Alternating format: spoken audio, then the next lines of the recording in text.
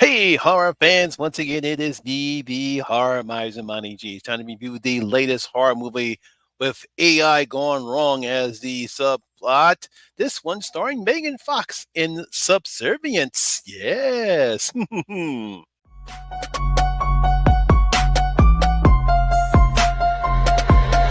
ready for this?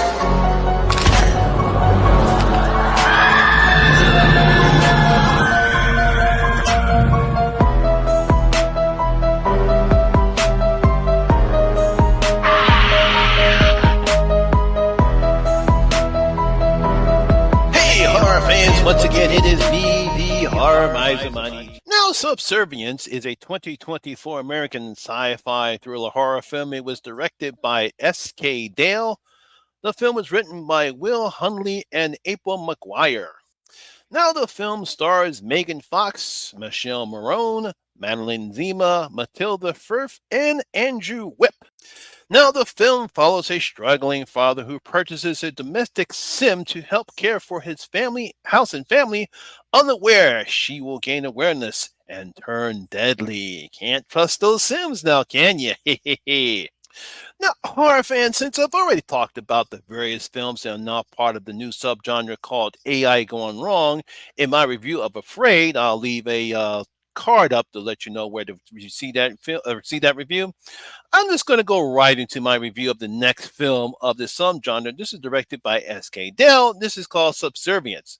There's really no need to go on and continue about all those films. Let's go on ahead and review Subservience. Now, in some point in the future, we're introduced to Nick, who's looking to get a synthetic humanoid robot called a Sim in this world to help care for his family after his wife Maggie has a heart condition that requires a transplant. Oh, poor Maggie.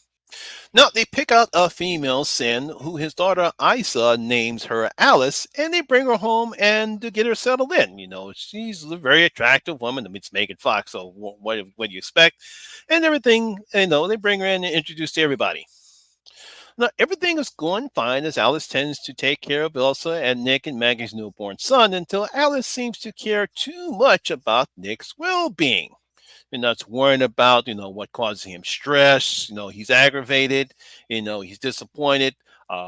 There's an issue going on when it comes to Maggie's transplant. There's a problem with that. He becomes more stressed. Maggie tells Alice to look after him because she's afraid what he might do. And that kind of sort of brings out a thing about Alice, who starts to care more about Nick's well being and what stresses him. And he needs to be relaxed and be careful. And of course, it's not long before Alice starts doing anything, and I do mean anything, to make sure Nick's well being is safe and sound, if it means killing people. Now, one of the problems I do have with this film is the lack of any world building, as if the writers of Will Hunley and April McGuire simply forgot to include this particular part in this film. I mean, there's real no world building in this film. I mean, if you're going to make a film like this, you should at least explain how the world got this way. I mean, who created the AI and the slams? What purpose do they serve for the people who buy them?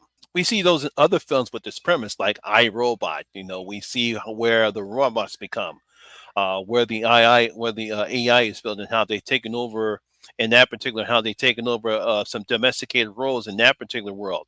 Obviously, the Terminator with Skynet, we see what happened with that world, and unfortunately, how Skynet takes over and wants to exterminate the entire human race. Then, of course, we have Megan. We know about what happened in that one, and of course, the film Upgrade. In all those films, we have a great explanation about the world building, how the AIs got there, and what causes the AIs to go haywire.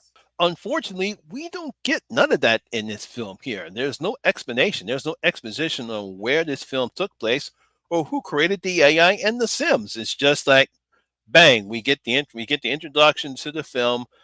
We see Maggie holding her heart, and then next thing you know, we see Nick and his daughter going into a place to buy some Sims. But there's nothing explaining about where this taking place in the world. Is it in the future? Is it about some advanced technology? That's it. There's no world building here. Another problem that I do have with the film is that there's no real explanation as to the reason why Alice becomes sentient, or why does she certainly care about Nick's feelings and desires. I mean, there's a certain scene that takes place in the film that where Nick has to do something to Alice, and we think that's supposed to be the reason why she becomes sentient, and all of a sudden she becomes very interested in making sure that Nick is satisfied. You know, whether it's obviously sexual desires, because we see that in the trailer. So I'm not giving anything away, but that's one of the problems in this particular film is that there's no real explanation is the reason why Alice becomes sentient and the reason why she does the thing that she does.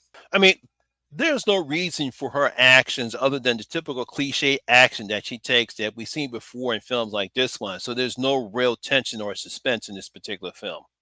This is one of the reasons why there is no tension or suspense because when Alice does start to freak out, the script doesn't allow any type of characters to grow in this particular film. There's no growth in the characters whatsoever. There's no development here. They seem to be going through the motion because it doesn't take long before we get to the sex scene that happens between Nick and Alice. Well, I guess for some reason the filmmakers thought there was nothing more. There was really nothing more that happened in this particular scene other than two very attractive and young people pretending to have sex, and of course seeing Megan Fox in sexy lingerie. And though it's like that scene in Megan Fox and Amanda Seyfried and Jennifer's Body, where they have this huge makeout scene that a lot of I'm pretty sure adolescent young boys got crazy over with, but we don't get that exotic feeling in this particular film. It's just there's nothing there. I guess it's supposed to be something sad or supposed to have whatever effect that the filmmakers thought was supposed to be. You get nothing there. It's like, hey, look, you see two hot people banging each other, and that's that.